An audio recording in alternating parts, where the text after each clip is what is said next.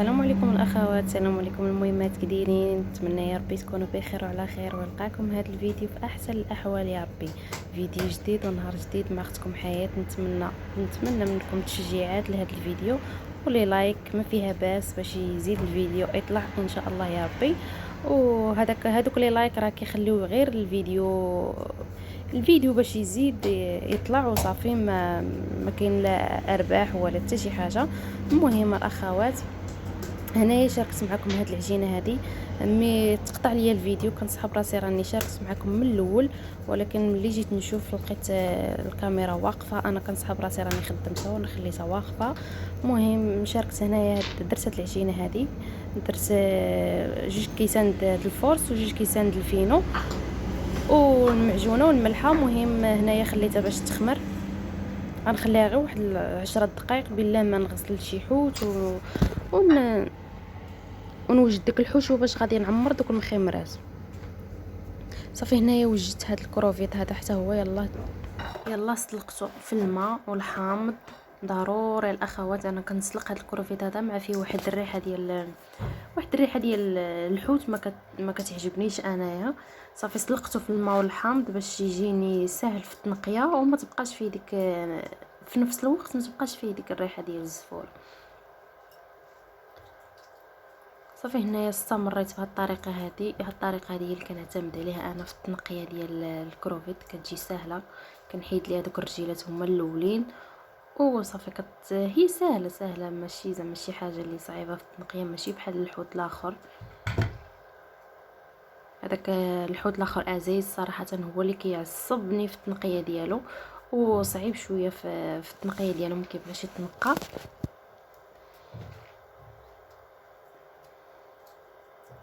المهم الاخوات خليكم مع الفيديو، نتمنى الفيديو ينال الاعجاب ديالكم، وما تنسونيش بلا لايك. الله يجازيكم بالخير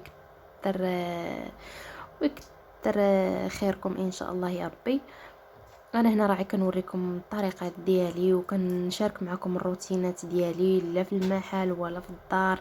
ماشي زعما كنبين لكم ولا كنقول لكم ها ما ديروا ولا شي حاجه. انا كنشارك معكم غير الروتينات ديالي وصافي. مهم كيف ما شفتوا هنايا ما بقى لي والو نكمل الكروفيت، وخليكم مع الفيديو.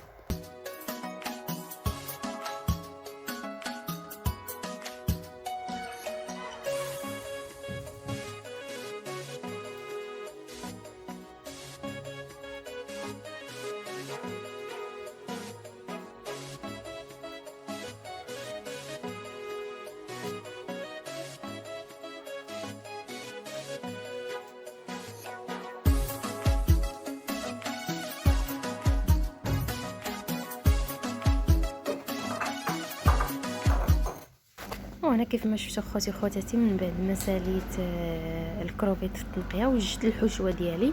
ما شاركتش معكم التقطاع ديالها وداكشي باش ما يجيش الفيديو طويل. المهم راكم عارفين عارفين كل شيء.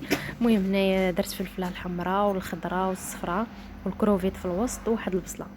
صافي غادي نخلي ديك الحشوه تقلى مزيان الاخوات باش ما تبقاش ديك الفلفله شاده راسها. ضروري خاصها حتى تطيح في المقله.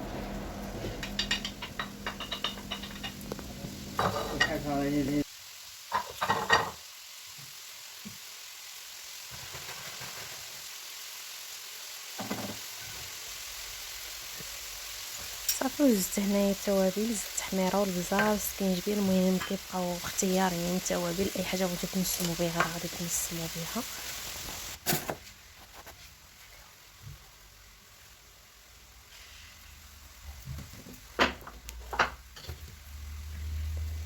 المهم انا هنايا في نفس الوقت خليت الحشوه كطيب قدامي وجبت العجينه. من بعد ما خمرت بديت كنقطع فيها ما شاء الله، ولات كتخليها ترتاح غير واحد شويه. ما خليتهاش زعما خمرت بزاف، خليتها غير واحد شويه. وهنايا زدت الزعتر. ضروري الاخوات من الزعتر. عرفتوا كيفاش كينسم ديك الحشوه، وعرفتي كيفاش كيرد الحشوه تبارك الله ما شاء الله. واحد المذاق يا سلام ما نقول لكمش الاخوات.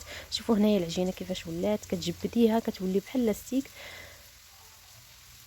صافي هنايا تقدري دوريها نتيا في اي زعما تقدري تلعبي بها كيف ما بغيتي.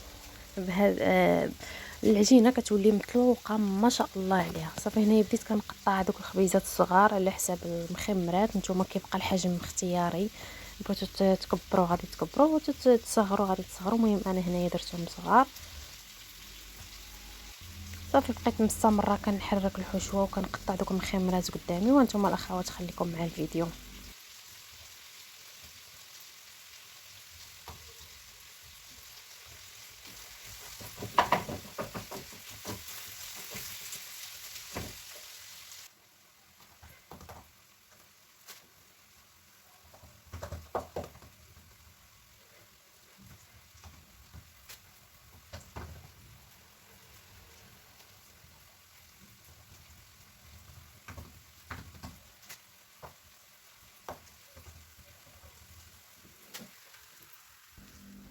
صافي شفتوا الحشوه هنايا راه نقصت ليها البوطه وخليتها تزيد طيب على خاطرها باش ما تلصقش.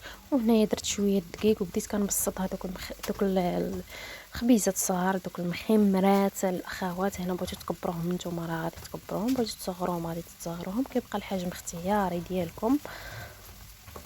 الا كان الدلاك من الاحسن. انا راه هنايا حتى الاخر عاد استعملت الدلاك.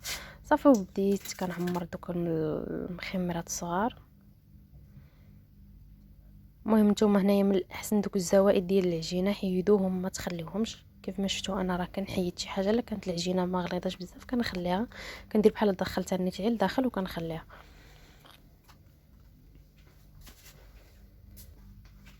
صافي بقيت مستمره على داك الشكل حتى ساليت ديك الحشوه كامله. وانتم الاخوات خليكم مع الفيديو.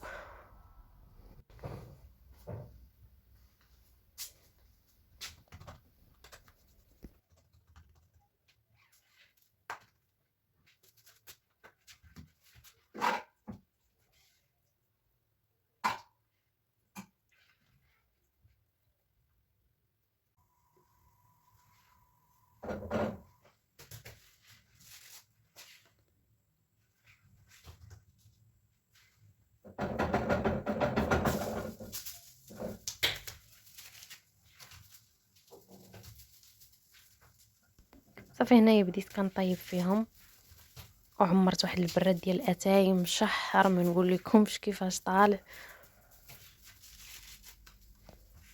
وصافي هنايا نقصت ليهم المقله راها سخونه والنار مهيله الاخوات. وكيف ما شفتوا هذا هو الطبق النهائي. كيجيو ما شاء الله كيجيو يا سلام، ما كيجيو زعما ديك العجينه ديالهم ما كتجيش غليظه بزاف، والحشوه ديالها كتجي روعه روعه روعه الاخوات. حسيت براسي شكرت اكثر من القياس، ولكن راه ما شاء الله عليها. شوفوا العجينه كيفاش كتكون رقيقه ما غليظه ما كتنفخ ما حتى شي حاجه. شوفوا راها رقيقه بزاف. وهنا غنقول لكم السلام عليكم وخليت لكم الراحه يا اغلى ويا احلى متتبعين.